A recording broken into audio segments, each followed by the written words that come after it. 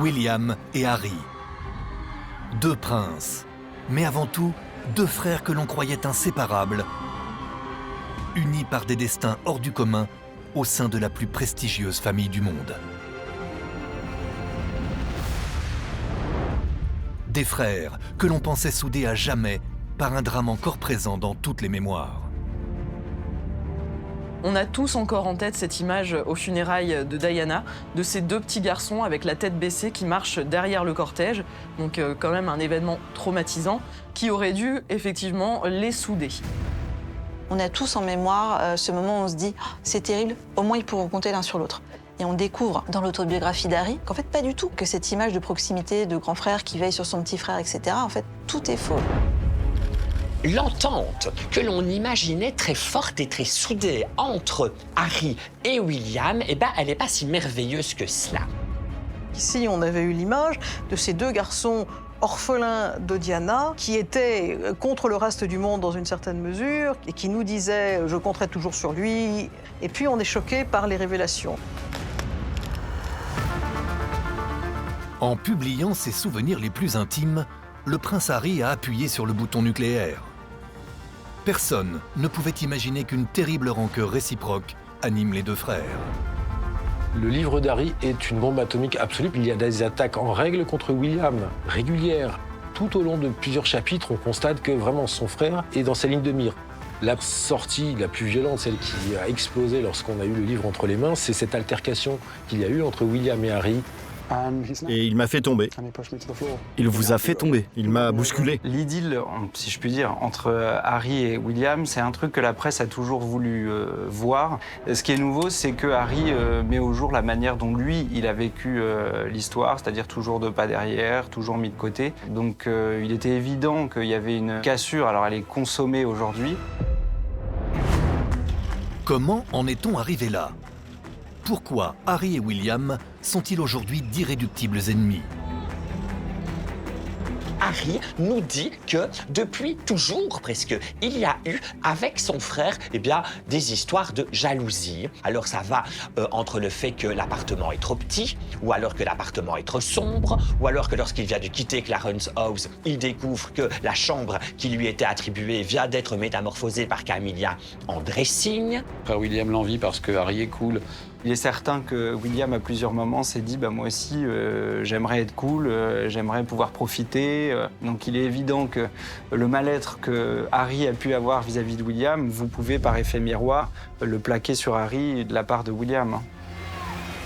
Déjà sur le fil du rasoir, la relation entre les frères va prendre un tournant dramatique avec l'entrée fracassante de Meghan Markle dans la vie du prince Harry. Une Meghan toujours aussi scandaleuse. Elle a décidé de ne pas se rendre au sacre de Charles III. Nous vous expliquerons comment la comédienne américaine a fait basculer Harry et William dans une guerre ouverte. Le prince Harry est plus heureux que jamais, donc il se dit c'est bon, j'ai trouvé la bonne. Sauf que les mois passant, il se veut de plus en plus amoureux et impatient de l'épouser, chose que William n'acceptera pas. Il ne s'est pas marié avec une mijaurée, hein. Il ne s'est pas marié avec une potiche. Il s'est marié avec la femme la plus affirmée, la plus brillante et la plus, calculatrice aussi. Alors qu'est-ce qui s'est vraiment passé entre William, Kate, Harry, Meghan? C'est très compliqué. Et quand dans un palais, vous avez deux femmes belles qui commencent à entrer en concurrence, c'est le début des soucis. Si William est la cible principale d'Harry, Kate, le roi Charles III et surtout Camilla ne sont pas épargnés par les confidences du prince. Harry laisse sous-entendre que certaines informations sont apparues dans la presse via l'entourage ou éventuellement via sa belle-mère. Ou tout au moins que sa belle-mère n'a rien fait pour arrêter le flot d'informations qui pouvaient être dévoilées. Alors, quelles seront les conséquences des terribles révélations d'Harry pour la famille royale ? Une réconciliation entre les deux frères est-elle seulement envisageable ? Est-ce que le jour où son frère montera vraiment pour le trône, est-ce que finalement ça ne mettra pas fin à cette espèce de jalousie, de rivalité entre eux? La vraie personnalité de William. Le pacte passé entre Charles III et son héritier. La stratégie médiatique de Meghan et Harry pour faire plier Buckingham Palace. Nous allons vous révéler les secrets d'une guerre fratricide alimentée par l'argent, les égos et le pouvoir. Harry contre William, l'affrontement au sommet qui risque de définitivement fracturer la couronne britannique.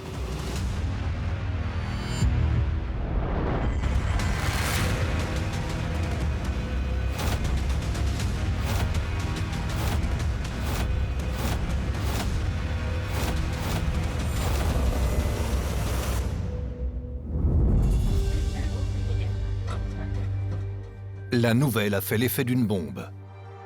15 jours avant le couronnement de Charles III, Meghan, la femme du prince Harry, annonce officiellement qu'elle ne sera pas à Westminster pour la cérémonie du sacre. Cette mise à l'écart totalement volontaire aggrave de manière spectaculaire la fracture au sein de la famille royale. Harry viendra seul pour plusieurs raisons. D'abord, il y a une excuse qui est tout fait, à savoir le 6 mai, c'est l'anniversaire de son fils Archie. Et donc, il peut très bien s'expliquer que Meghan ne vient pas parce qu'elle doit s'occuper des enfants. Deuxième raison, c'est que Meghan ne sera pas le bienvenu en Grande-Bretagne, vu tout ce qui était passé dans le documentaire Netflix. Et on fait en sorte qu'il y a beaucoup de rancune vis-à-vis et de Harry et de Meghan par le reste de la famille royale, mais à la différence que Harry reste quand même le frère de William et le fils de Charles, donc il a une place d'honneur, même si on n'est pas content avec lui.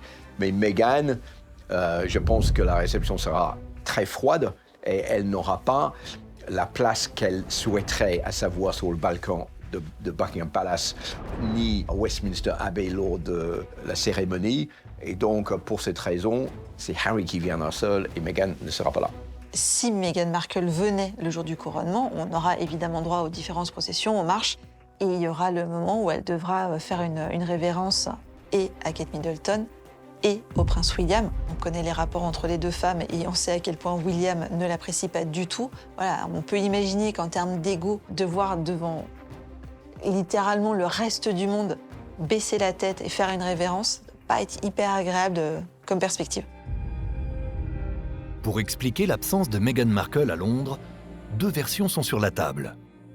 Il y a d'abord des rumeurs de plus en plus insistantes en provenance de Californie. Harry et Meghan traverseraient une violente zone de turbulence. Le futur du couple laisse à désirer en ce qui concerne leur vie privée. On a constaté, par exemple, lors de l'anniversaire d'Hélène DeGeneres, je crois qu'ils étaient présents mais assez éloignés l'un de l'autre, ce qui a donné lieu à de nombreuses supputations. On a vu Harry descendre de cheval après une partie de polo un peu énervé, et Meghan présente sans être présente. Enfin, voilà, la moindre photo donne lieu à des interprétations. En Californie, des gens ont assisté à des querelles entre Harry et Meghan, et notamment dans un restaurant de Los Angeles. Plus concrètement, le refus de Meghan d'assister au sacre est la réponse cinglante à une récente décision de Charles III. Le roi vient tout simplement de confisquer à Harry la demeure londonienne que lui avait offert sa grand-mère, la reine Elisabeth. Quand l'annonce a été faite de retirer Frogmore Cottage, qui était la maison de Harry et Meghan en Angleterre, quand on a su que Charles avait fait ça, avait dit bon ben maintenant, comme ils ne font plus partie de la famille royale, je le donne au prince Andrew, qui est un personnage détesté de la part de Harry et Meghan, et plus particulièrement Meghan, qui c'est un personnage qui dérange énormément Andrew. C'est vrai que de la part du roi Charles, ça peut paraître comme une petite pique, une petite attaque. Ils ont en partie entièrement redécoré à leurs frais ce cottage. C'était le dernier lien qu'ils avaient, immobilier qu'ils avaient encore avec la Grande-Bretagne. L'endroit où ils pouvaient se réfugier quand ils allaient là-bas. L'endroit où ils étaient à peu près sûrs d'être chez eux. D'autant qu'en plus, ce cottage a été remis à Andrew, qui est quand même une deuxième manière d'humilier encore ce couple. L'humilier une première fois en lui enlevant le cottage, une deuxième fois en le confiant au prince qui pose le plus de problèmes, et des problèmes autrement plus graves que ceux que peuvent poser Meghan ou Harry, qui n'ont jusqu'à présent commis aucun délit, ni aucun crime. Débarrassé de ses titres, et donc de toute obligation officielle comme celle de prêter serment au nouveau roi, Harry viendra presque en touriste assister au sacre de son père. Un scénario surréaliste, mais qui permet malgré tout à la couronne de préserver les apparences. Si Harry n'est pas là au sacre de son père, ça posera un vrai problème et ça sera un problème historique. Parce que ça restera historiquement dans le tableau du sacre. Il y aura un absent. Et ça pour l'éternité. Pour les livres d'histoire, ça fera des chapitres entiers. Mais pour Charles III, c'est une blessure. Il veut ses 2 fils. Il veut ses 2 fils. Même si Harry n'aura aucun rôle a priori. Il ne prêtera pas allégeance à son père. Il n'y aura qu'un duc qui prêtera allégeance à son père. C'est William qui sera en grande tenue et qui s'agenouillera devant le trône et devant son père. Le couronnement va être l'occasion d'une image extrêmement contrôlée, extrêmement travaillée, extrêmement préfabriquée de la famille royale. Les tensions sont telles, la violence d'échange entre les 2 frères a atteint un tel niveau, l'incompréhension a atteint un tel niveau entre Harry et Meghan d'un côté et le reste de la famille royale de l'autre, que quel que soit leur positionnement, qu'ils soient présents ou pas présents, ce sera vraiment pour la façade, ce sera vraiment pour l'image, pour l'histoire, puisqu'on sait que derrière, ils ne se parlent plus, il y a peu de chances qu'ils retrouvent l'occasion de se parler. Au cours de sa très longue histoire, la famille a déjà connu des tempêtes, mais aucune comparable à celle qui fait rage actuellement. Charles III est un roi malheureux qui monte sur le trône avec un poids immense sur les épaules. Charles a eu cette phrase assez forte et assez douloureuse quand il a vu ses 2 enfants s'agripper encore lors des dernières retrouvailles pour essayer de trouver un accord. Il commençait à se chamailler, et plus que se chamailler, ça partait en colère. Et il leur a dit « Écoutez mes enfants, ne gâchez pas mon nouveau règne, ne gâchez pas ma fin de vie avec vos querelles. » Donc ça va loin quand même. Le conflit entre William et Harry fragilise donc chaque jour un peu plus la couronne, et toutes les occasions sont bonnes pour aggraver les tensions. Ce fut encore le cas tout récemment.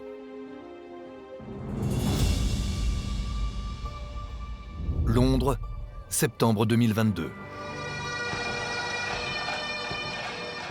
Les caméras du monde entier sont fixées sur Harry et William, qui rendent publiquement un dernier hommage à leur grand-mère, la reine Elisabeth II.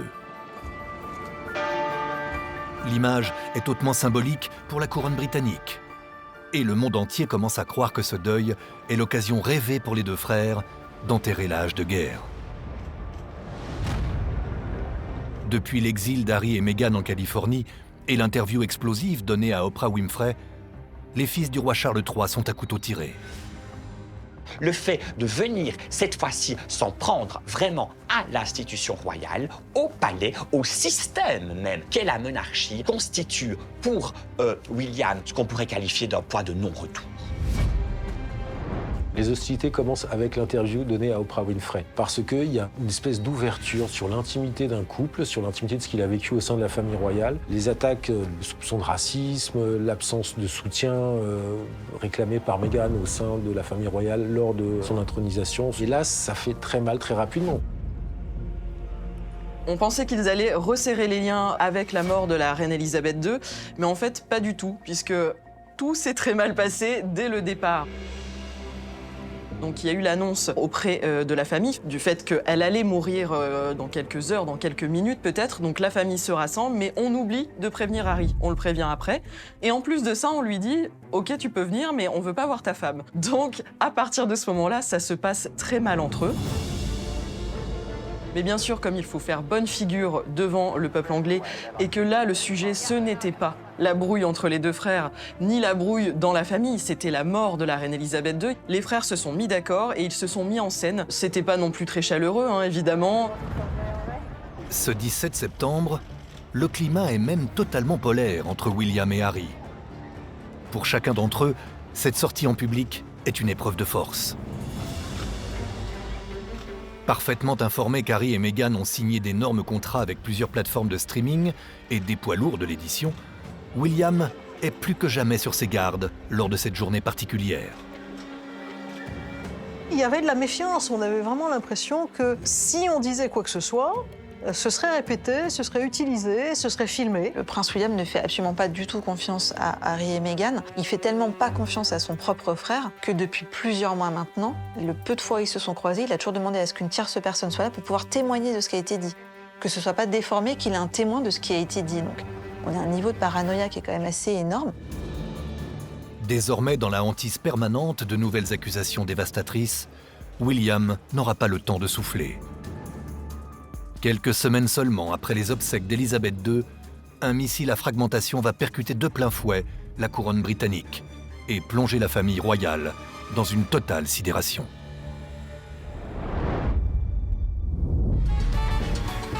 Mon invité ce soir est un mari, père de famille, vétéran de l'armée et activiste. Il a 3 chiens, 2 enfants et vit en Californie. Il est aussi le duc de Sussex. Veuillez accueillir le prince Harry. Reçu comme une star hollywoodienne sur les plateaux de télé, le prince Harry est incontestablement la superstar de ce début d'année 2023. Son autobiographie, Le Suppléant, pulvérise les records de vente autour du monde. Le contenu du livre tient toutes ses promesses, et même beaucoup plus. On pensait qu'on savait tout sur Harry, entre les interviews sous toutes les formes qu'il avait pu donner. Non, on apprend quand même beaucoup de choses dans son livre, dans son autobiographie, qui est une catastrophe en termes de relations purement familiales. Il balance sur tout le monde, il tire à boulet rouge sur tout le monde, mais en présentant vraiment son père, son frère, sous des aspects qui sont tout sauf aimables. On est clairement dans Game of Thrones. Entre Harry et William, c'est la guerre, il n'y a plus de doute là-dessus. Pour Harry, tous les coups sont donc permis, même les pires indiscrétions, surtout quand elles peuvent dégrader l'image de son frère. La première sortie, la plus violente, celle qui a explosé lorsqu'on a eu le livre entre les mains, c'est cette altercation qu'il y a eu entre William et Harry. William vient voir Harry un jour tout seul et il commence à parler de Meghan Markle et la compatibilité de cette dernière comme membre de la famille royale, et Harry ne le comprend pas. Et William souhaite régler des problèmes, tout au moins parler d'un certain brouhaha qui entoure Harry et Meghan. Le ton monte assez rapidement et Harry décrit en détail en fait cette scène. Il explique qu'il voit son frère devenir rouge, s'énerver, qu'il lui propose un verre d'eau, que William refuse. Harry repart dans la cuisine. William le suit. Harry se retourne en disant « Je ne veux pas discuter avec toi quand tu es dans cet état-là ». Ça dégénère. William attaque Harry, l'arrache un collier autour de son cou et il le pousse et il tombe par terre. Sur la gamelle du chien qui se casse en plusieurs morceaux, dont un ou deux rentrent dans le dos de Harry. Harry est choqué et il ne comprend pas pourquoi son frère fait ça. Et là, on parle quand même de 2 hommes qui frôlent le 1,90 m. Donc on n'est pas sur des petites pousses, un peu je te pousse. C'est un peu rigolo, c'est vraiment une altercation physique. Harry lui demande de partir, il s'en va. Et il dit, je ne peux pas en parler avec ma femme, c'est pas possible. Donc il n'en parle pas avec Meghan. Quelques jours plus tard, Meghan, elle voit des traces de blessures dans le bas du dos. Et elle lui demande, mais qu'est-ce qui s'est passé? Pourquoi tu as ces cicatrices en bas du dos? Et Harry lui explique ce qui s'est passé. Ce qui l'a franchement choqué et attristé. À travers cette anecdote explosive, Harry lève sciemment le voile sur l'un des aspects les plus secrets de la personnalité de son frère.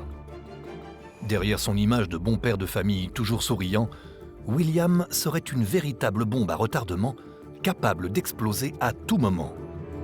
Ce qu'on sait de lui, par plein de sources différentes, c'est qu'il a un caractère de cochon. William, il est extrêmement colérique, il a des colères qui sont terribles, il a aucune patience, c'est-à-dire que si on voit son père s'énerver avec le fameux moment du stylo, le jour où il devient officiellement roi, et qu'il ne supporte pas que ça n'aille pas assez vite, on voit en fait William. C'est exactement les mêmes. 0 patience, 0 sérénité, il part très très vite, il monte très très haut.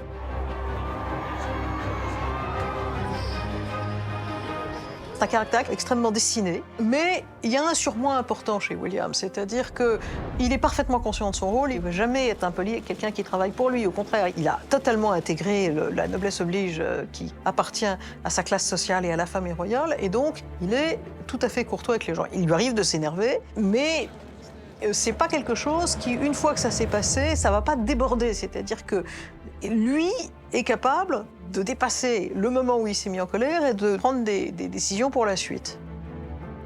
Entre William, futur roi d'Angleterre, et son suppléant, rien n'aurait jamais été simple. Selon Harry, les tensions ne datent pas d'hier. Des tensions provoquées très tôt par la hiérarchie existante entre les frères. Et la liste des griefs semble interminable. Ce qu'on apprend de la part de Harry, c'est que oui, ce sont des frères soudés, très unis, etc. Ils s'aiment beaucoup, mais il y a énormément de rivalité entre eux, et ce, depuis toujours. Harry nous dit que depuis toujours presque, il y a eu avec son frère des histoires de jalousie où en somme, William a voulu se prouver en permanence qu'étant l'héritier, il avait lui des privilèges qui n'étaient pas accordés à son frère. Alors Harry, lui, de son côté, considère qu'en effet, le traitement dont il a bénéficié n'était pas celui d'un héritier, mais d'un suppléant. Alors ça va entre le fait que l'appartement est trop petit, ou alors que l'appartement est trop sombre, ou alors que lorsqu'il vient de quitter Clarence House, il découvre que la chambre qui lui était attribuée vient d'être métamorphosée par Camilla en dressing. Alors, Harry nous dit qu'avec William, ils se sont disputés assez violemment même et à plusieurs reprises par rapport à l'Afrique. Harry décide de prendre à bras le corps un peu l'héritage de sa mère. Il décide de faire ce combat-là sur le territoire africain. Il décide de défendre les rhinocéros et les éléphants. Eh bien, nous dit-il, William le prend très mal et il considère, lui, qu'en sa qualité d'héritier, c'est à lui d'intervenir sur ce plan-là. Donc, il y a en permanence, dans le livre d'Harry, et ça monte crescendo au fil des pages, une tension que l'on peut constater entre les deux frères.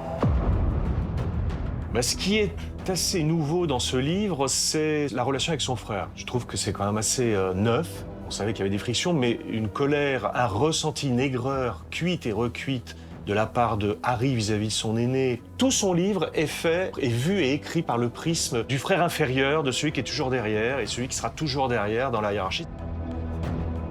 Selon Harry, c'est bien cette position dans l'ordre de succession qui l'a toujours privé d'une relation normale avec William. Un traumatisme profond qu'il n'a toujours pas digéré.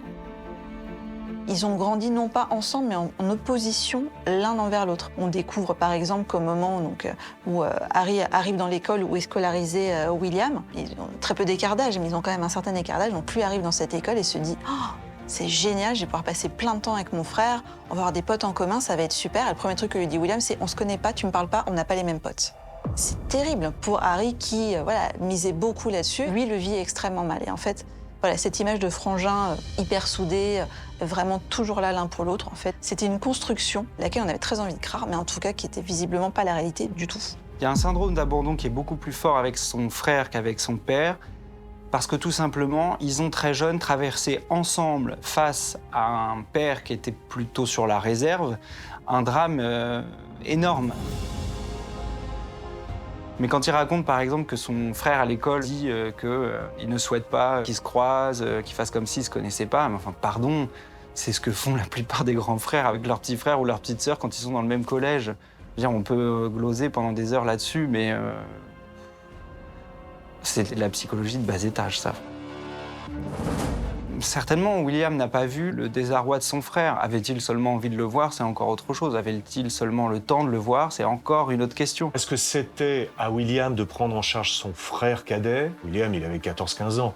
Donc, est-ce qu'à 14-15 ans, on est mûr pour analyser tout ça et prendre en charge son frère? C'était quand même plutôt à Charles, mais Charles était préoccupé pour installer Camilla, même s'il s'est occupé de ses enfants. Enfin, Harry dit qu'il s'en est pas vraiment occupé d'ailleurs, puisqu'il était mis en pension. Donc, il y a tout ça qui, évidemment, se mêle, s'entrechoque et provoque des étincelles en permanence. Et c'est vrai que William, mène sa vie, c'est le petit dernier qui est dans ses pattes. William savait où il allait, Harry ne savait pas où il allait. Il y a une différence de futur, de destin entre les deux qui fait que ça accentue les différends, que ça accentue en fait le parallélisme de leur chemin à chacun. Et si William, lui, a géré à sa manière le traumatisme, quelque part, il a fait ce qu'il a pu avec lui-même, il a fait ce qu'il a pu pour son frère, mais il ne pouvait pas extraire son frère de la douleur qui était la sienne. Et Harry ne comprend pas ça. Harry s'est senti très seul tout au long des années, que ce soit en pensionnat, parce que William était plus âgé, donc quand vous êtes plus âgé, vous n'avez pas forcément envie d'avoir votre petit frère dans les basques. L'adolescence des deux frères va encore aggraver une situation déjà critique. Pendant que William suit impeccablement sa trajectoire de futur roi, Harry va lui multiplier les frasques et les sorties de route pour le plus grand bonheur des tabloïds. Mais surtout d'une opinion britannique prête à lui pardonner ses excès dans la seconde. Et cela ne va justement rien arranger. Donc il est évident que le mal-être que Harry a pu avoir vis-à-vis de William, vous pouvez par effet miroir le plaquer sur Harry de la part de William. William était extrêmement jaloux puisque Harry a eu plus de liberté en fait de choix vestimentaire ou de look que William n'en avait. Donc là, on est sur la position de l'héritier du trône et du prince. Donc l'héritier du trône est supposé remplir certaines règles qui peuvent être éventuellement assouplies pour son frère le prince cadet. Donc là, d'après Harry, William était extrêmement jaloux à ce moment-là. William, il jalouse de la part d'Harry la liberté dont lui jamais ne pourra jouir. Tout ce qu'il fait doit quasiment être validé par le gouvernement. Il faut quasiment un paraphe avant qu'il ne puisse dire quelque chose, avant qu'il ne puisse formuler une envie, une idée. On sait que William, lui, ce qu'il s'est dit, c'est oh, mais il a une chance incroyable, mon frère, il sera jamais roi. Il peut faire ce qu'il veut. Il peut faire un peu n'importe quoi, c'est pas très grave, parce qu'il a perdu sa mère et qu'il a été relativement tranquille. Quand il fait quelque chose d'un peu grave, tout le monde en rigole. C'est pas une affaire d'État pour la famille royale. William regarde les bêtises de son frère d'un œil un petit peu amer, en se disant bon, lui, on lui passe tout. On se souvient tous de Harry avec son costume de nazi, excellente idée, de Harry nu à Las Vegas avec des stripteaseuses, de Harry en train complètement défoncé en sortant d'un club parce qu'il a bu et qu'il a fumé. Bon, ça n'existe pas pour William. William est extrêmement respecté parce qu'il maintient l'institution dans un cadre qui est bien, voilà, il fait tout ce qu'il faut pour la couronne, mais il n'est pas cool. C'est d'un œil parfois envieux que William regarde son frère vivre des expériences proches de l'inavouable. Il est certain que William, à plusieurs moments, s'est dit bah, « moi aussi, j'aimerais être cool, j'aimerais pouvoir profiter mais c'est sûr que si le prince William s'était fait dépuceler derrière un pub, ça aurait fait beaucoup de bruit en Grande-Bretagne, parce qu'on aurait dit quand même un futur souverain qui fait ça, c'est pas entendable. Donc, il y a de la jalousie des deux côtés. Pour l'opinion publique, les rôles sont désormais distribués. D'un côté, Harry, l'irrésistible bad boy. De l'autre, le glacial et très conservateur William, relégué aux oubliettes dans les sondages de popularité. Le fossé continue de se creuser entre les frères. C'est le truc classique d'être plus populaire quand vous n'êtes pas aux responsabilités. C'est assez classique qu'Harry ait concentré cette popularité pendant longtemps parce qu'il n'était pas dans le même timing que son frère. Je pense que William, au fur et à mesure des années qui ont passé, est devenu beaucoup plus sérieux par rapport aux jeunes garçons qu'on connaissait jusqu'à l'âge de 25 ans, par exemple. Avec le poids de la responsabilité, l'idée qu'il a des ailes qui sont coupées, il n'a pas beaucoup de choix, le pauvre. Et c'est un homme qui est marié, qui a des enfants, qui a des responsabilités. C'est pas le jeune William qu'on a connu adolescent, qui était beaucoup plus déconneur. Je pense que c'est pas un méchant personnage, mais c'est quelqu'un qui est strict. Vous avez quelqu'un qui perd un peu ses cheveux, qui a l'air un peu un grand dadais, qui a l'air d'être à la fois admiratif et en même temps d'une froideur redoutable face à la situation. Mais c'est aussi ce qu'on lui demande. Vous avez le frère parfait, le gendre idéal, qui est William. Et surtout, ce garçon avec lequel vous n'avez surtout pas envie d'avoir une conversation. Non pas parce que ça vous terrifierait, simplement parce que vous êtes sûr de vous y ennuyer. Et puis, vous avez Harry de l'autre côté, avec qui vous avez vraiment envie d'aller boire une bière. Ou vous avez envie de prendre dans vos bras et de consoler. Et aujourd'hui, quand on se présente aux médias ou quand on est une personnalité publique, il vaut mieux être ce type qu'on a envie de consoler que ce type qu'on a envie de fuir.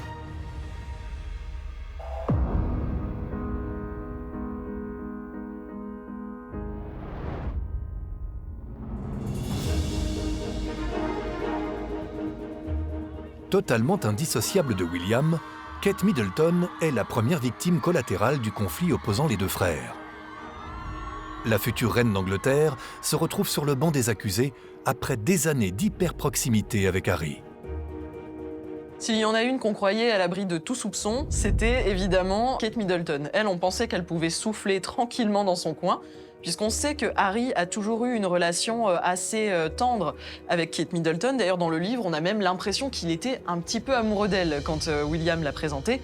Et il parle de son sourire, de son rire, de la façon dont il aimait la faire rire justement plus que son frère. Il y a un côté très enfantin dans le traitement que Harry réserve à Kate Middleton. A priori, il aime beaucoup sa belle-sœur, elle a toujours été là pour lui. Donc le fait qu'il lui tape dessus d'un coup comme ça dans le livre, ça a vraiment un côté de dire à William « je vais taper là où ça fait mal, donc je vais taper sur ta femme », parce que ça, William ne le supporte pas. Mais voilà, de dire que Kate Middleton, elle est un peu coincée, elle est pas sympa, elle a pas été sympa avec Meghan, et puis elle était méchante le jour du mariage. Et puis la première fois que Meghan l'a vue, Meghan, elle est très américaine, elle lui a fait un câlin, qui était complètement raidie comme ça, l'air de dire « ah mon Dieu, mais qu'est-ce que c'est que ça ?» C'est la faire passer sous un jour qui est quand même pas hyper flatteur. À travers le livre, on sent la relation entre Kate et Harry qui se disloque vraiment, au point de ne plus exister. Au début, les relations, elles sont géniales. Il dit d'ailleurs qu'au moment du mariage, il considère vraiment Kate comme étant sa propre sœur et non pas sa belle-sœur. Et au fur et à mesure, et avec l'arrivée de Meghan, la relation ne va plus être la même. Il va, il ne faut pas être grand clerc pour le deviner, y avoir une rivalité qui va s'installer et qui va être très importante entre Kate Middleton et Meghan Markle. Pour la femme de William, l'arrivée de Meghan Markle chez les Windsor devient effectivement un problème. Face à Meghan, Kate Middleton semble désormais incarner une époque déjà révolue. Kate, c'est quasiment une génération d'avant. D'une certaine façon, Kate, donc Catherine Middleton, alias la princesse de Galles, c'est 10 ans de plus que Meghan. Or, 10 ans de plus chez les jeunes, c'est énorme. Meghan, c'est une princesse 3.0. Kate, c'est une princesse 2.0. Je regardais tout à l'heure l'impeccable robe de Kate Middleton au moment des funérailles de la reine. Il n'y a rien à dire, c'est une robe magnifique, qui l'enveloppe parfaitement. Je parle volontairement chiffon, parce que quelquefois, ça a son importance quand on n'a que la représentation de soi à donner au monde. C'est la robe la plus ennuyeuse que j'ai vue au monde, c'est-à-dire elle est sculpturale sur Kate Middleton, qui est d'une beauté incroyable dans cette robe, mais c'est tout sauf de l'élégance. Et puis, par hasard, Meghan se trouve à côté, dans cette photo assez incroyable qu'on croit être une photo de réconciliation. Et il y a quelque chose d'un petit peu off chez Meghan, vous regarderez la photo, vous verrez que c'est aussi une très belle robe de deuil en noir, mais qu'elle a comme un twist. Bref, on la regarde, elle, et on a presque envie de la saluer, je parle de Meghan, alors qu'on regarde Kate et on a presque envie de la plaindre. Au fil des pages de son livre, Harry dresse un portrait acide de sa belle-sœur. Celui d'une femme revancharde et jalouse qui n'a évidemment pas accueilli Meghan avec les meilleures intentions.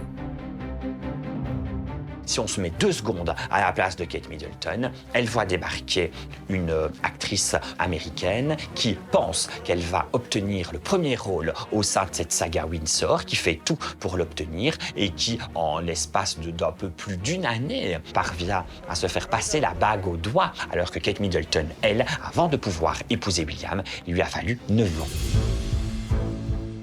Entre les deux femmes, l'opposition de style sera aussi immédiate que frontale. Kate Middleton et Meghan Markle ne fonctionnent tout simplement pas avec le même logiciel. Il semblerait depuis le début, de la part de Kate Middleton vis-à-vis de Meghan Markle, une indifférence presque totale. Donc quand Meghan débarque, tout va tellement vite que, Kate, c'est comme si elle n'y croyait pas trop. Donc il n'y a pas vraiment de liens qui sont établis. Alors il y a des scènes racontées par Harry où Meghan reçoit Kate et William chez eux et elle est en jean troué et en t-shirt et je leur ai fait un hug, je les ai embrassés et ça aussi, il paraît que ça se fait pas chez les Britanniques et naturellement, tout ceci, l'idée qui consiste à dire ça veut dire regardez, nous les Américains, on a raison et les Anglais, c'est des gens froids, c'est des gens hypocrites, c'est des gens désagréables, c'est des gens trop formels. Plus qu'une inimitié entre Meghan Markle et Kate Middleton, la vraie différence, c'est d'ordre culturel, en fait. On est sur 2 modèles qui sont totalement différents, qui n'ont pas été éduqués de la même manière, qui n'ont pas les mêmes objectifs dans la vie, qui n'ont pas la même manière de voir la vie.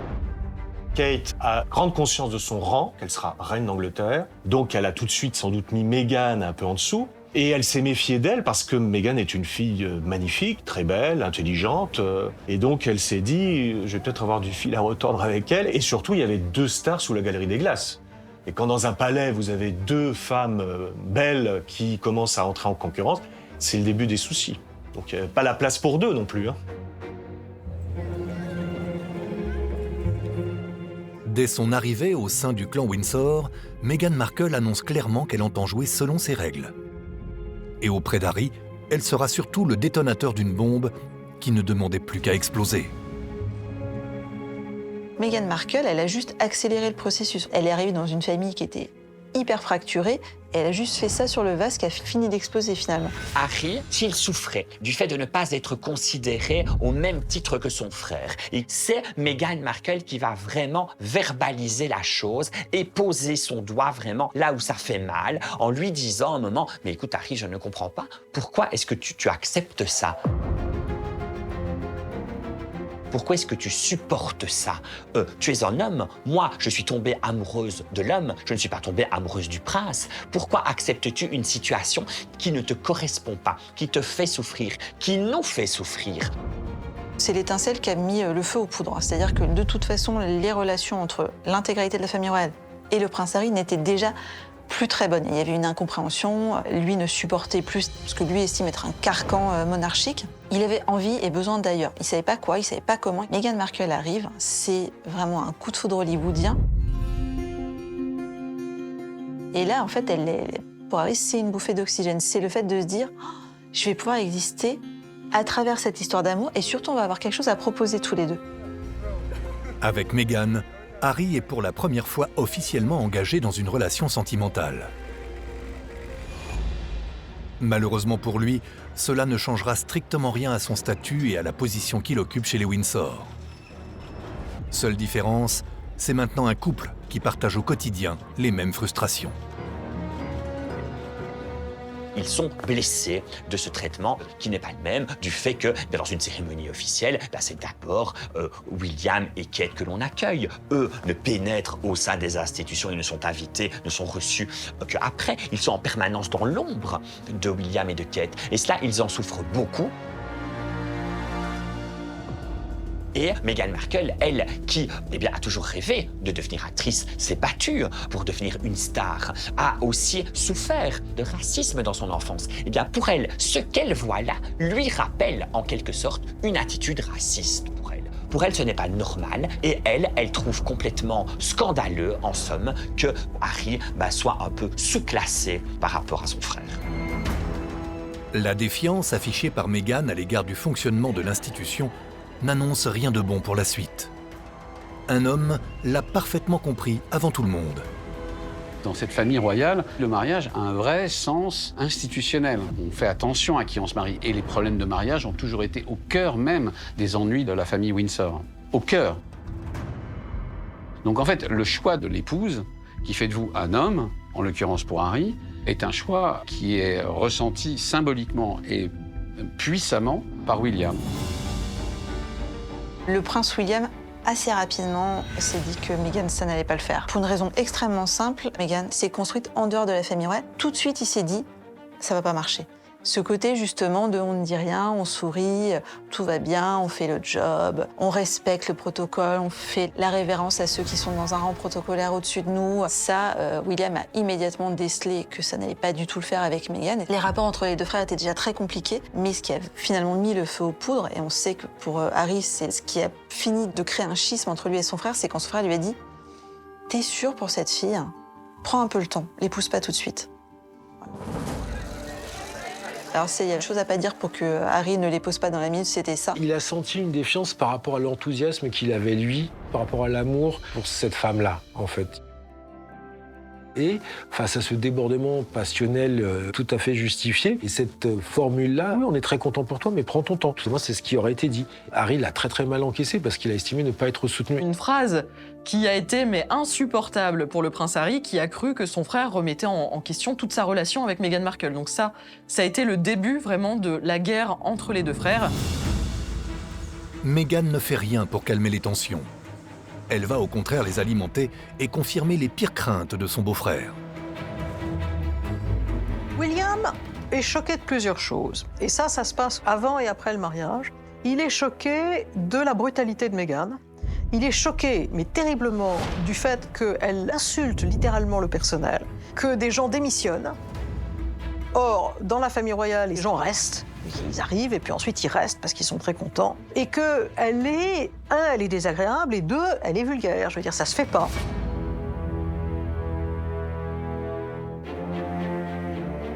Dans le microcosme de la haute aristocratie britannique, Meghan Markle se taille rapidement une réputation peu enviable pour un membre de la famille royale. Son comportement interroge et fait grincer des dents. William est en plein cauchemar. La reine avait envoyé des mails, principalement, elle avait téléphoné à des amis, elle avait dit « il faut recevoir cette jeune femme, il faut lui faire rencontrer du monde ». Meghan est invitée à plus d'une douzaine de déjeuners, dîners, brunchs, etc., par différentes personnes de tous les âges. Ça m'a été raconté par une personne participante. Elle arrive, elle dit bonjour, elle repère les jeunes de moins de 25 ans qui sont là et elle commence à aller leur parler, à leur expliquer à quel point elle est une grande combattante pour la justice sociale, contre le racisme. Et essentiellement, elle se recrée une petite bulle où elle va devenir une star. Et elle ne parle à personne d'autre, elle ne parle pas à son hôtesse, elle ne participe pas aux conversations. Elle passe son temps accrochée à Harry. Quand les gens viennent lui parler, je suis ravie que vous soyez là, c'est très bien, on est très heureux pour Harry, ça nous fait plaisir, et qui connaît évidemment Harry depuis des années. Meghan la regarde comme ça et s'en va, sans lui parler, du style « vous avez osé me parler, je suis la star, on ne parle pas à la star ». Dès que Harry commence à bavarder avec ses copains, Meghan vient le prendre et puis ensuite ils sont installés à 2 dans un coin en train de parler entre eux. Alors, c'est les invités de la mort, je veux dire qu'ils n'amusent personne, les gens se disent « mon Dieu, ils sont difficiles, ils sont lourds ». Une autre fois, la reine fait un déjeuner à Windsor. Il y a une douzaine de personnes, donc pas beaucoup de monde. Le premier plat, c'est du saumon fumé, et Meghan explique qu'on ne doit pas manger de saumon, c'est très mal, il ne faut pas pêcher, c'est pas bien. C'est pas seulement qu'elle ne fait pas d'efforts, c'est qu'elle est en réalité en train de faire son précaré et d'expliquer, voilà, ça c'est moi, prenez-moi comme ça, et c'est votre boulot de me prendre. Ça n'a pas marché du tout. Et William voit ça et se dit « qu'est-ce que c'est que cette histoire ?» Et les copains de Harry voient ça, les copains de Harry s'envoient des mails après 1 ou 2 rencontres avec Meghan en disant « enfin c'est pas possible, qu'est-ce qu'il lui trouve ?» Les faux pas diplomatiques de Meghan Markle ne seront pas uniquement rapportés aux oreilles de William. Les tabloïds vont s'en emparer au plus grand désespoir de Harry, qui a toujours soupçonné un membre important de la famille royale d'être depuis longtemps à l'origine de fuites dans la presse. Harry laisse sous-entendre que certaines informations sont apparues dans la presse via l'entourage ou éventuellement via sa belle-mère. Donc là, il y a une guerre, c'est très psychologique en fait. Si le roi Charles III, si William, si Kate Middleton sont, l'objet de critiques au sein du livre, il faut quand même bien avouer que Camilla, elle, est rhabillée pour tous les hivers à venir. Il s'en prend particulièrement à elle dans des termes très virulents où il nous annonce déjà qu'il a presque supplié son père en pleurant de ne pas épouser Camilla. Au départ, quand il y a le mariage, en effet, les 2 enfants, et ça c'est nouveau parce qu'on ne le savait pas, puisque William a été le témoin de mariage de son père, les 2 enfants sont contre le mariage. Et ils le disent à son père, ils le supplient de ne pas épouser Camilla. Entre les fils de Charles et Camilla Parker Bowles, le problème semble irrémédiablement insoluble. Au fur et à mesure que Camilla intègre la famille, ils font front commun tous les 2 pour faire bonne figure, parce que ce n'est pas simple de sourire devant quelqu'un qu'on a vu comme l'ennemi numéro 1, en fait, pendant très très longtemps, l'ennemi de sa mère, l'ennemi de son couple. C'est à cause de Camilla que Diana s'enfermait dans la salle de bain pendant des heures en pleurant, que William lui donnait des petits mots en glissant sous la porte, que Harry de son côté l'appelait. Donc c'est quelqu'un qu'ils ont vraiment de mal à considérer qu'elle puisse exister dans leur vie, en fait, tout simplement. Et Harry a cette phrase assez terrible, il dit « finalement, il vaut mieux qu'elle se marie et qu'elle soit heureuse, elle sera moins dangereuse ». Parce qu'il pensait que ça, finalement, ça la calmerait et qu'elle serait moins aigrie vis-à-vis d'eux ou vis-à-vis de la famille. Mais après, il raconte que c'est l'inverse qui se produit, c'est que Camilla, pour essayer de se réhabiliter vis-à-vis du peuple, elle va avoir toute une stratégie de communication, elle va faire copain-copain, donnant-donnant avec la presse et les médias britanniques, et Harry la soupçonne ou l'accuse même d'avoir donné des infos sur William et lui-même à la presse britannique. Oui, il accuse sa belle-mère d'être l'informatrice numéro 1 de la presse britannique sur des choses assez graves. Par exemple, il raconte que l'image de junkie qu'on a pu lui donner à un moment donné, assez jeune d'ailleurs, c'est Camilla qui l'a construite avec l'entourage de Charles. On l'a apparemment envoyé visiter un centre de désintoxication, on a pris des photos, et ces photos sorties de leur contexte ont créé la couverture Harry le junkie. Et donc ça, c'est quelque chose qu'il ne lui pardonne pas, parce qu'il trouve encore aujourd'hui que Camilla se sert de la presse pour redorer son image et rabaisser la sienne. Il a fallu pour Camilla redorer son image au sein de la presse et des Britanniques. Et qu'à aucun moment, Camilla n'a hésité, Camilla et ses équipes évidemment, à aller un peu taper sur Harry, sur la réputation d'Harry en tout cas, quitte même, nous dit-on, à décrocher leur téléphone, à appeler des rédacteurs en chef de journaux pour leur vendre des scandales. Et qu'en contrepartie, on obtenait pour la future reine un article plutôt élogieux. C'est malheureusement tout à fait crédible, je pense, ce que Harry est en train de nous raconter. Il faut que l'on rappelle que lorsque l'on s'appelle Windsor, on est en quelque sorte un employé au service d'une entreprise qui s'appelle la Couronne. Et que tout le monde va tenter, avec des petites recettes, de façon à être bien vu par l'entreprise et par l'institution. C'est une famille, c'est une vraie famille recomposée comme il y en a des millions, des milliards même dans le monde aujourd'hui. Et là, on découvre qu'apparemment, ils ne s'entendraient pas, que ce serait très compliqué avec Camilla. Je ne sais pas si c'est une critique voilée pour son père, pour son frère. Ce qui est certain, c'est qu'il semble vouloir dire « vous avez accepté Camilla, on a tous accepté Camilla, mais vous n'avez pas accepté Meghan ». À travers le procès de Camilla, Harry vise le cœur de la monarchie. Derrière la reine consort, c'est Charles III qui se retrouve dans la ligne de mire du prince rebelle. C'est, une fois de plus, à mon sens, une manière de faire du mal à son père. On sait très bien que Charles, il y a une chose à laquelle on ne touche pas, c'est Camilla. Entre le nouveau roi d'Angleterre et son fils cadet, le torchon brûle depuis qu'Harry et Meghan ont quitté l'Angleterre.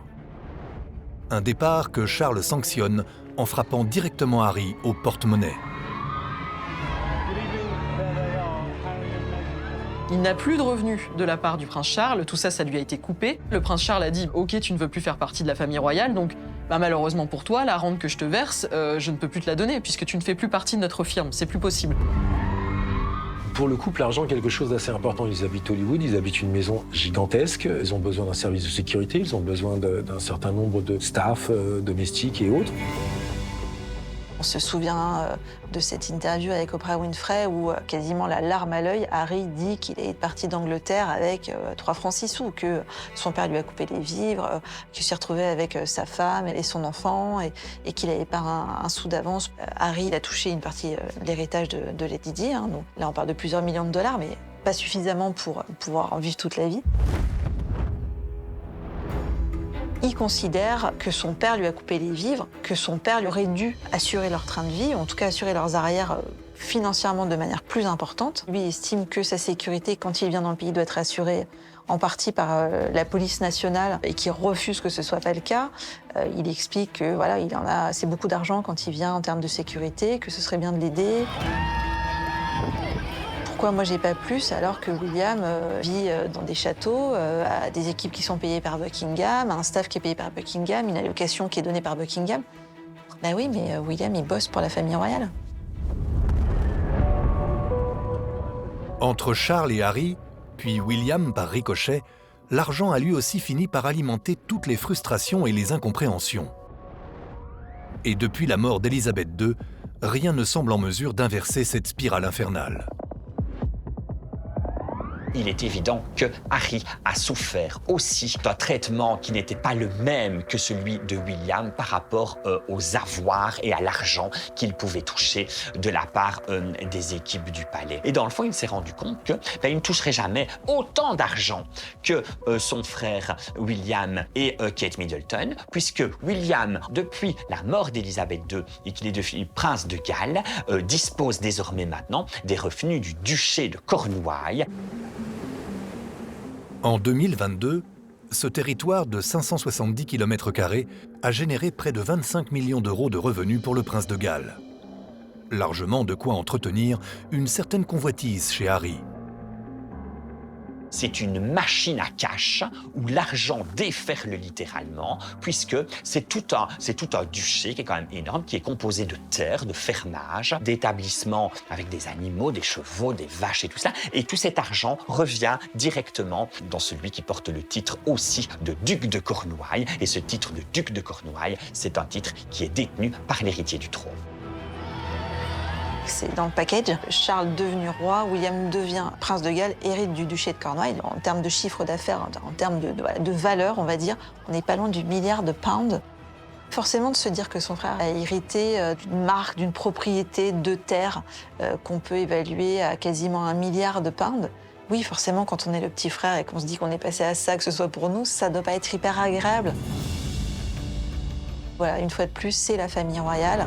C'est comme ça depuis des siècles et des siècles. Ça doit quand même un peu titiller quand on en est passé pas loin du milliard. L'argent, c'est important pour Harry, mais quand il en veut à son père, il faut tout de même se rappeler que jusqu'à ce qu'il parte avec le Mexique en 2020, et pour 1 an encore après ça, donc jusqu'en 2021, son père lui paye 2 millions de livres par an pour compléter sa modeste retraite d'officier qui, elle, n'est pas de grand-chose, elle est d'environ 30 000 livres par an. Il a hérité de sa mère, la princesse Diana, toute la fortune de Diana, ça a été estimé à l'époque à 17 millions de livres, et c'est plus parce que ça a été bien géré par une bonne banque, et que d'autre part, il a aussi hérité de la reine-mère. Donc il est parti avec quelque chose qui ressemble à au moins 25 millions d'euros, peut-être plus, et il considère qu'il est pauvre avec cet argent-là et que son père lui a coupé les vivres et il est obligé de se servir de son propre argent. Alors il a une vision, je dirais, différente de l'argent que nous. L'argent a toujours été le tabou ultime chez les Windsor. Si Élisabeth II avait la réputation d'être économe, Charles souffrirait, lui, d'une véritable paralysie dès qu'il s'agit de mettre la main à la poche.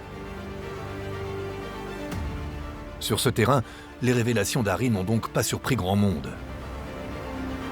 L'argent est un problème pour Charles III, avant toute chose. Tenez, je vous donne un petit exemple. Il vient d'hériter de 650 millions de livres sterling, ce qu'on appelle la Elizabeth Estate, c'est-à-dire en fait l'héritage direct de la reine. C'est une somme dont il a hérité de monarque à monarque, sans droit de succession. C'est le seul moyen d'ailleurs qu'il n'y ait pas eu de droit de succession, de monarque à monarque. Cet argent devait être normalement, enfin logiquement, partagé entre lui et ses frères et sœurs. Il a refusé de partager.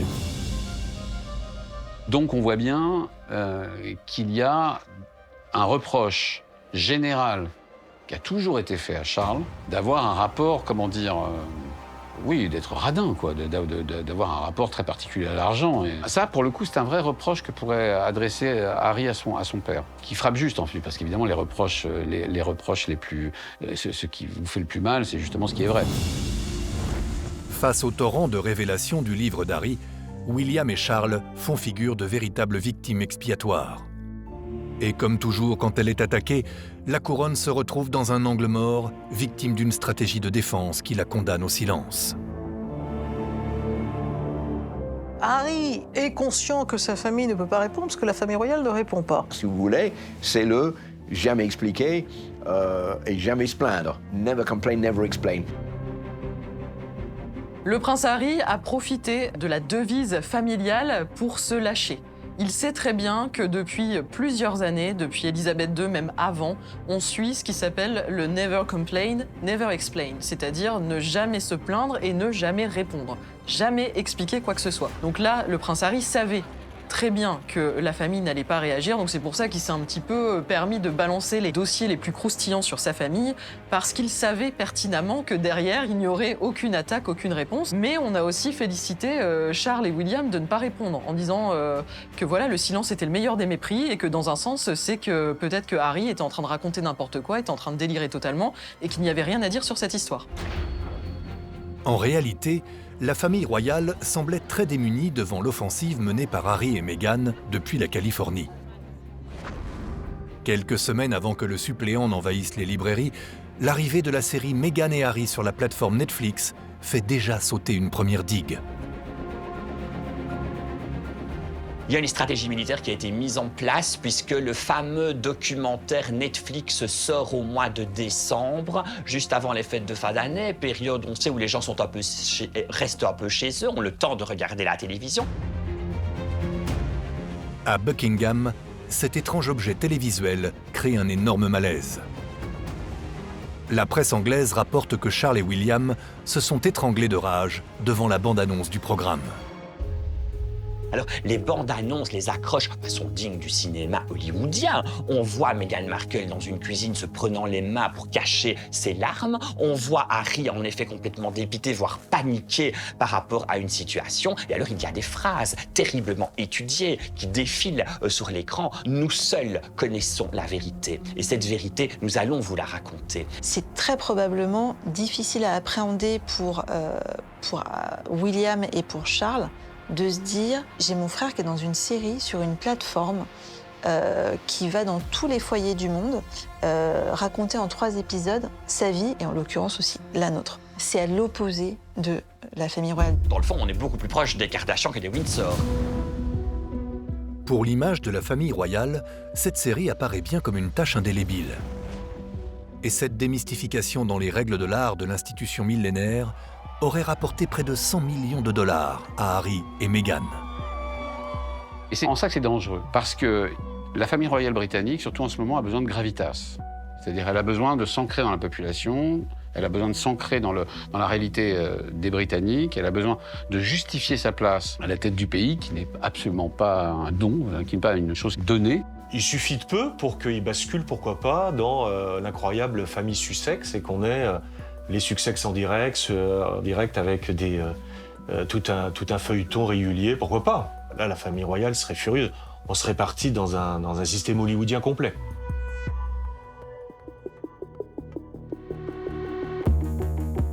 Présentée dès son lancement sur les réseaux sociaux comme un authentique documentaire, la série Harry et Meghan est un habile mélange des genres qui fait cohabiter la fiction et la réalité. L'étiquette de docu-menteur lui est donc beaucoup plus appropriée. Tout est léché parfaitement, tout est sublime. Alors la maison dans laquelle ils tournent, on a l'impression que c'est leur maison parce qu'elle ressemble terriblement à Montecito, et en réalité on apprendra que pas du tout, que c'est une maison, certes qui ressemble fortement à la leur, mais qui a été louée. Le but est vraiment de faire rêver et de rallier le téléspectateur à leur clan. On voit à un moment donné, par exemple, Meghan Markle qui sort de la douche et s'enveloppe dans une serviette. Eh bien, elle est parfaitement coiffée, Meghan. Elle est sublime. On a l'impression qu'elle s'apprête à monter pour recevoir un Oscar, alors qu'elle est censée sortir de sa douche tout de même. Bref, l'anecdote nous démontre à quel point tout est parfaitement étudié. Rien n'a été laissé au hasard. Ils passent leur temps à expliquer qu'on regarde trop leur vie privée, mais ils dévoilent des tonnes de choses de leur vie privée, jusqu'au fait qui est, quand on y songe, surréaliste, que Meghan est installée avec une 3e personne dans la pièce voisine du salon de Nottingham Cottage, l'endroit où ils habitent dans l'enceinte du Kensington Palace. On la voit en train de téléphoner à une copine en disant « Il va me demander en mariage, c'est maintenant, il va me demander en mariage », et elle est filmée donc par cette 3e personne. Et cette personne la filme avant d'avoir la prétendue surprise de la demande en mariage. Ce qui veut dire qu'il y a une espèce de journal vidéo qui est fait avec des moyens parfaitement professionnels, de quelque chose qui était complètement intime et complètement privé, et en plus qui devait être une surprise. Alors, on se dit tout de même que ça, c'était surprenant. Les gens se disaient, bon, c'est pas possible, elle a absolument tout prévu. Ce qui est très curieux dans la série de documentaires de 6 heures sur Netflix, c'est ce mélange d'images d'archives, presque de mise en scène et de confession directe. Enfin, on ne sait pas trop où on est. On ne sait pas si c'est un documentaire, si c'est une émission de télé-réalité. Si c'est un documentaire et une émission de télé-réalité mélangée, c'est surtout un long plaidoyer d'un jeune couple, en fait, qui raconte ses malheurs, sa douleur sur son canapé, avec des effets de scène, avec des effets de manche. Curieusement, beaucoup de choses ont été filmées par le couple en amont, et donc on les retrouve dans la série, mais pourquoi vous filmez vos moments intimes permanents? Mais il y a vraiment énormément de scènes, notamment la déclaration d'Harry à Meghan, ce genre de choses qui apparaissent et qui, on se demande d'où ça sort en fait. Et puis c'est surtout aussi l'occasion d'un long règlement de compte sur William, sur la famille royale, sur l'institution monarchique. Ils reviennent une énième fois sur les raisons qui les ont poussés à partir. Mais tout ça dans un cadre qui fait extrêmement fabriqué, extrêmement hollywoodien, extrêmement mis en scène. Le prince Harry fait une confidence assez amusante pour les Parisiens et tous les Les gens qui vivent dans des métropoles et qui ont regardé Netflix, c'est qu'il n'a pris qu'une seule fois le métro et pour lui, ça semblait être une aventure extraordinaire. Ça résume assez bien, c'est que le prince Harry se plaint d'avoir eu un quotidien difficile, mais il ne connaît pas la vraie vie.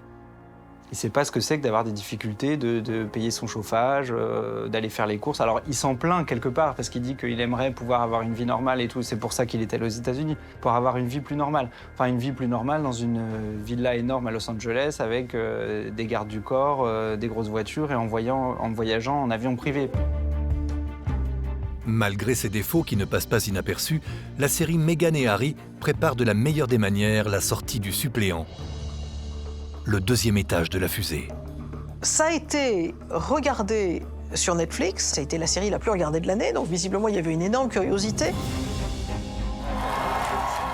Maintenant très à l'aise devant les caméras, c'est un Harry incroyablement décontracté qui fait la tournée des télés américaines pour la promotion de son livre. C'est le suppléant? C'est le suppléant. C'est la chaise suppléante. Exactement. Ok. Certainement bien conseillé par sa femme, Harry a parfaitement intégré les codes du spectacle hollywoodien. Il fait le show comme un acteur venant parler de son nouveau blockbuster.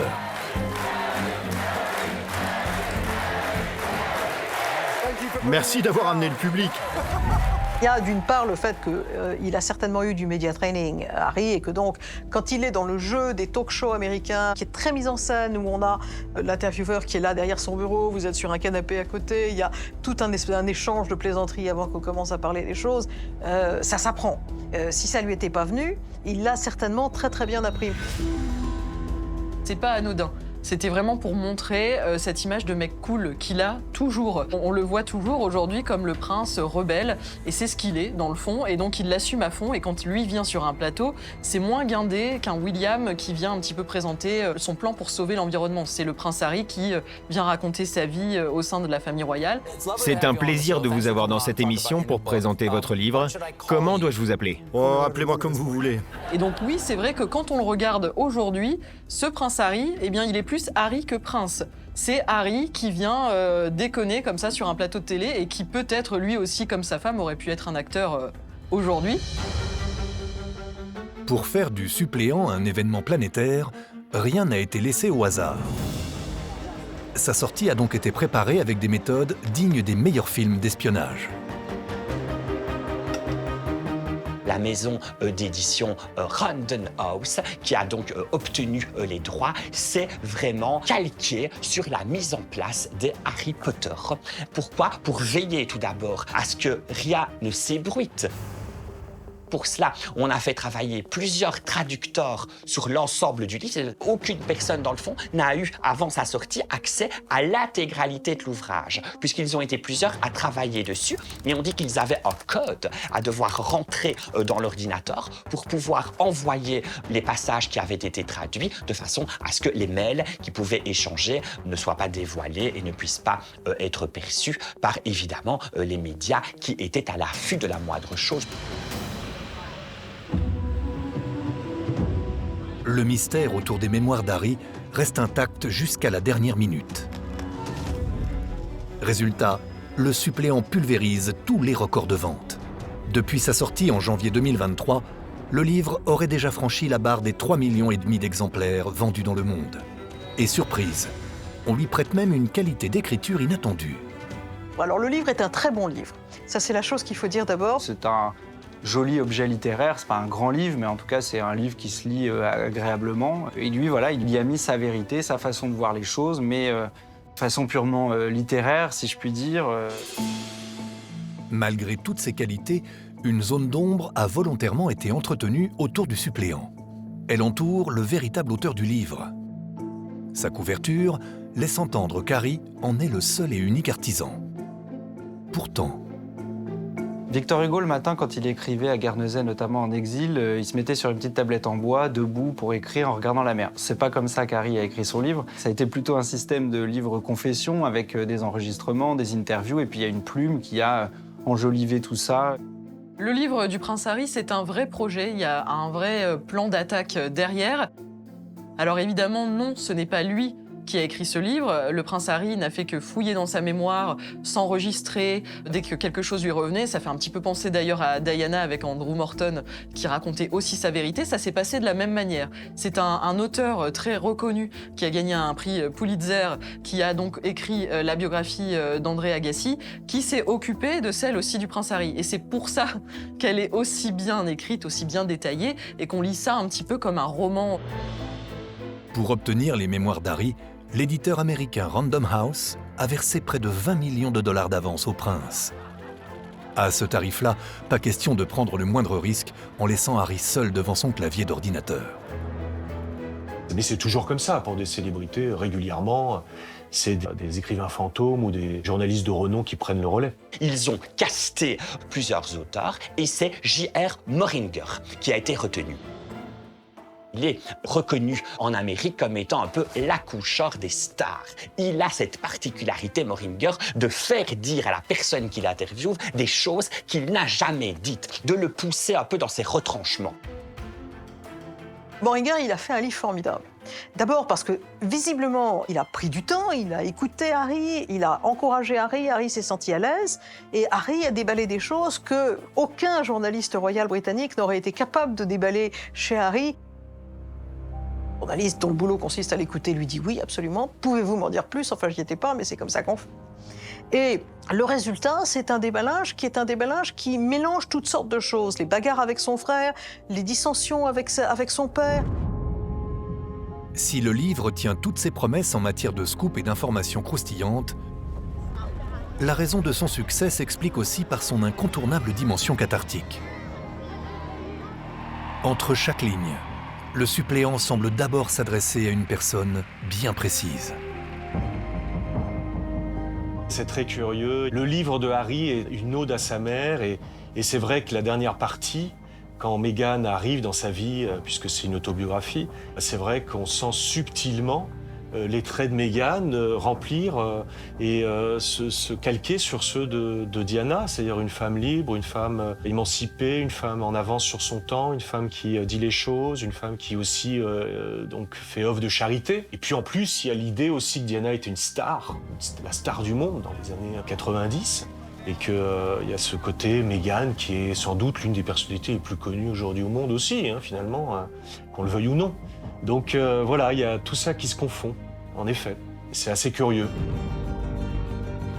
Le prince Harry n'a jamais fait le deuil de sa mère. Encore aujourd'hui, il est suivi par un thérapeute, par un psychologue auquel il s'adresse assez régulièrement, parce que voilà, l'image de sa mère le hante très clairement. Il est dans une situation lui-même un peu compliquée, puisqu'il est en psychothérapie, donc il a des problèmes à régler. Il les règle aussi médiatiquement par son livre et par des documentaires. Une sorte de thérapie qui est déversée au monde entier. Quand il rencontre Meghan Markle, qui idolâtre, elle aussi, Lady Di, et qui fait un petit peu tout pour se rapprocher d'elle, il voit à travers sa femme le portrait de sa mère. Et c'est vrai que c'est assez perturbant dans ce livre, parce que sur des pages et des pages et des pages, quand il va parler de sa mère, pas loin, il va parler de Meghan Markle. Il va toujours faire le parallèle. Il va voir en elle, en cette femme qu'il a rencontrée un petit peu par hasard grâce aux réseaux sociaux, donc une rencontre assez moderne, il va voir en elle un petit peu sa réincarnation. Et c'est très inquiétant. C'est vrai que c'est assez perturbant de lire des choses pareilles parce qu'on se dit non mais oui, elle peut avoir quelques points communs, c'est vrai, elles peuvent avoir des caractères assez similaires, mais Meghan Markle ne sera jamais Lady Diana et ta femme ne sera jamais ta mère. Donc c'est ça qui est aussi assez inquiétant. Le livre est donc subtilement bien fait, diaboliquement bien fait, parce qu'on ne peut pas rester insensible et étranger à la douleur qu'a eu le prince Harry en perdant sa mère et face à l'incompréhension qu'il a recueillie au clan Windsor, qui en permanence, il nous dit, ils sont inhumains.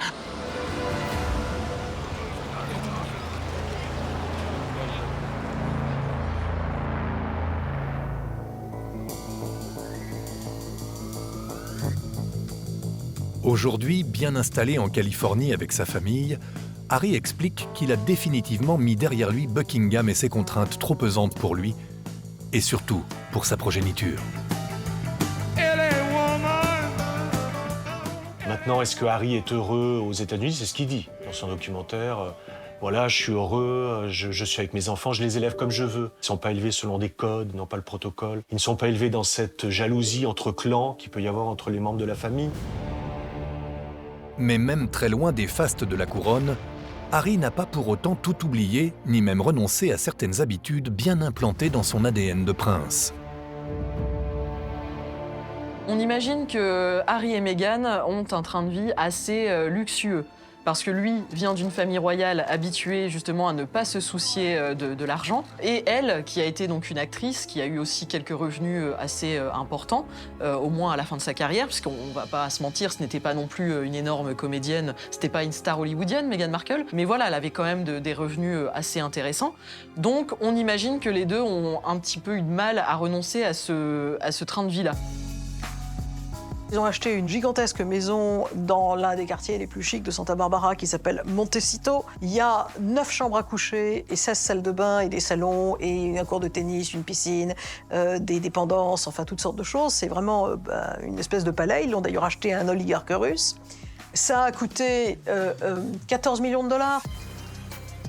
La seule chose de royal qu'ils ont gardé, Harry et Meghan, dans le fond, c'est leur train de vie. Ils ont un train de vie absolument spectaculaire. C'est-à-dire qu'ils sortent dîner dans des clubs privés, des restaurants privés, où on parle de 4 à 5 000 $ le couvert.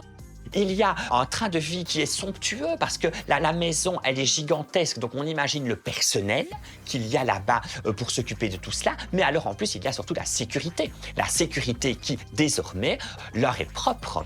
C'est eux qui doivent payer ces bodyguards, ces gardes du corps, alors qu'avant, c'était pris en charge par Scotland Yard. En matière de sécurité, ils ont tellement peur. Et pour cause, on rappelle quand même qu'il vient de balancer quand même sous les yeux du monde entier qu'il a tué 25 talibans tout de même. Hein, c'est un détail.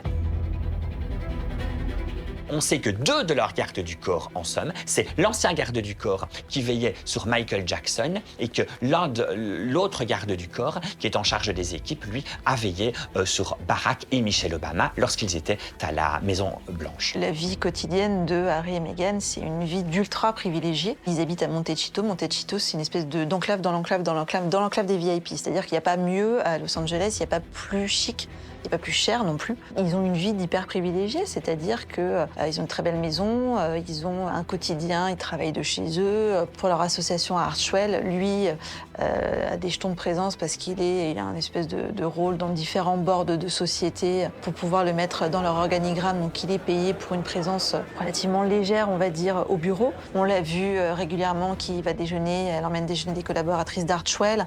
C'est un quotidien qui est plutôt cool. On ne se lève pas à 6 h du matin pour aller à l'usine.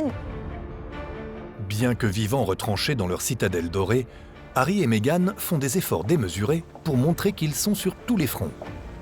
Léger problème, les véritables activités du couple demeurent aujourd'hui plutôt énigmatiques. On a très peu d'éléments sur la vie quotidienne de Harry et Meghan. Quand on lit son livre et qu'on regarde le documentaire, le résumé qu'on peut faire, c'est que le prince Harry, c'est un homme qui aime se balader pieds nus et qui fait de la méditation.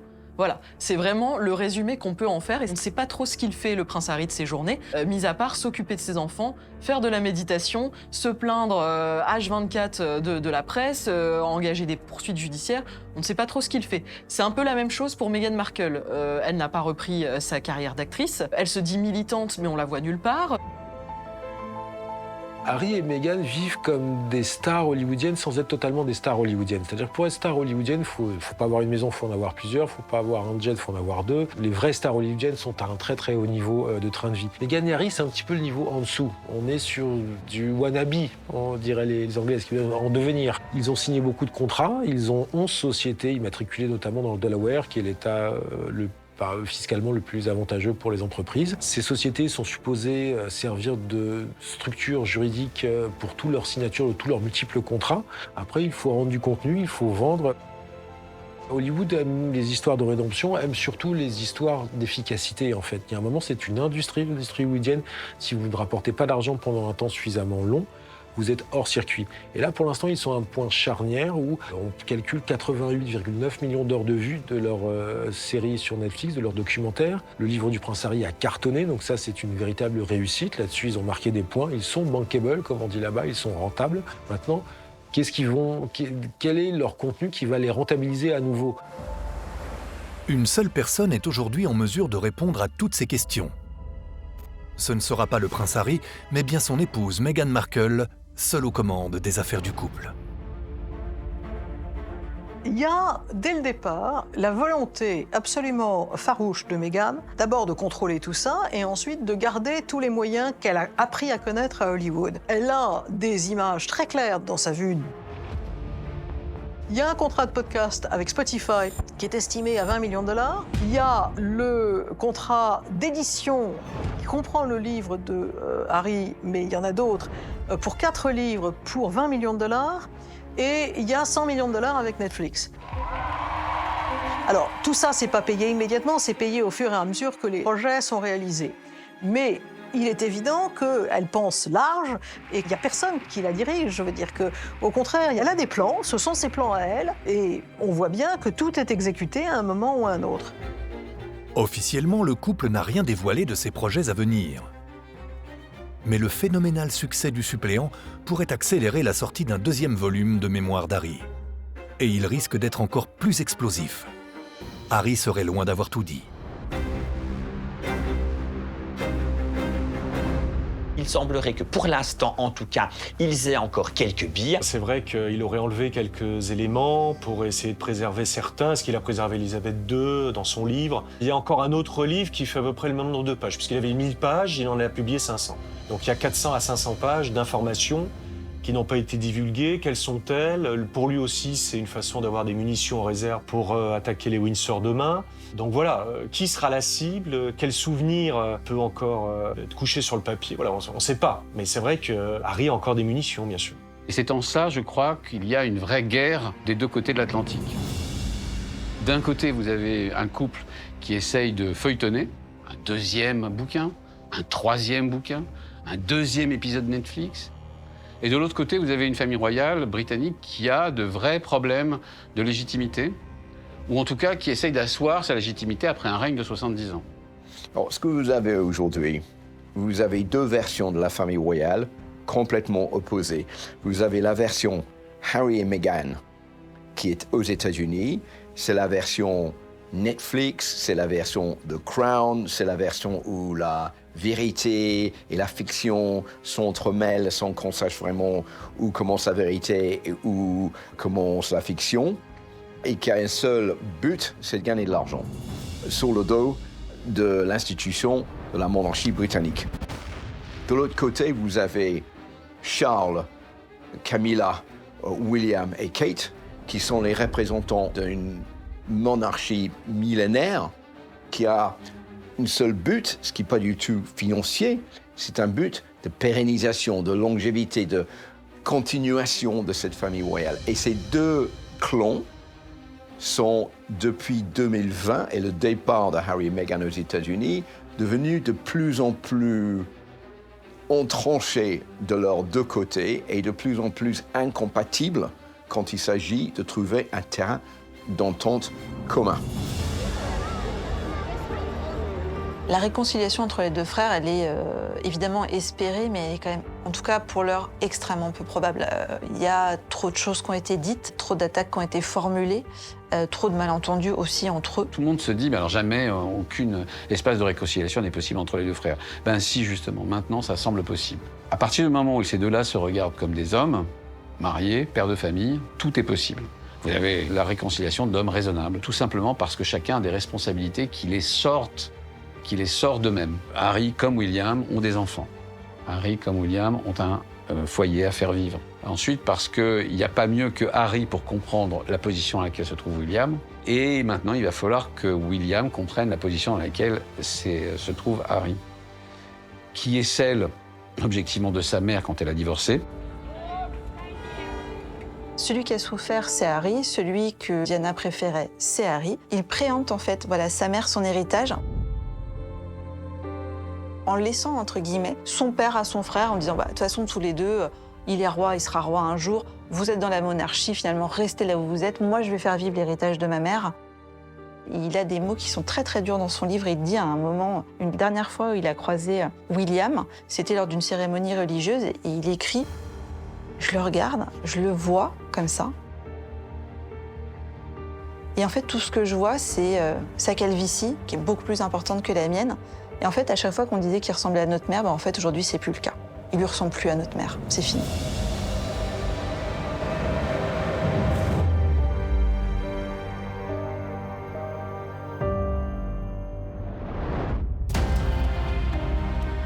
La violence des mots d'Harry, comme pour acter que désormais, il n'a plus rien à partager avec ce frère, devenu un quasi-étranger, et qu'il ne reconnaît plus. William est extrêmement meurtri par les accusations de son frère, par les sous-entendus de son frère. Harry est persuadé qu'il peut fonctionner sans son frère. Il lui tend la main tout en tapant sur son frère, donc c'est une position qui est difficile à tenir. Ça prendra, à mon avis, de très nombreuses années. Mais dans l'espoir de voir ses fils se réconcilier, Charles n'exclut pas un prochain retour d'Harry en Angleterre. Un retour évidemment synonyme de divorce. Divorce qui, pour une fois, susciterait la plus grande indulgence de la couronne britannique. Les rumeurs à Londres, et souvent elles sont bien informées, mais enfin, c'est pas scientifique. Les rumeurs sont que Charles avait envisagé, dans le cas d'un divorce de son fils, une somme très conséquente, et je ne vais pas la nommer parce qu'on n'est pas sûr, mais une somme très importante, que recevrait Meghan si le divorce se passe bien et si Harry et la famille royale gardent la possibilité de voir les enfants très souvent. Quand on a le genre de responsabilité que celle du roi d'Angleterre, et d'autre part, quand on est parfaitement conscient des catastrophes réputationnelles qui peuvent se passer, c'est la moindre des choses que d'avoir un plan de sortie.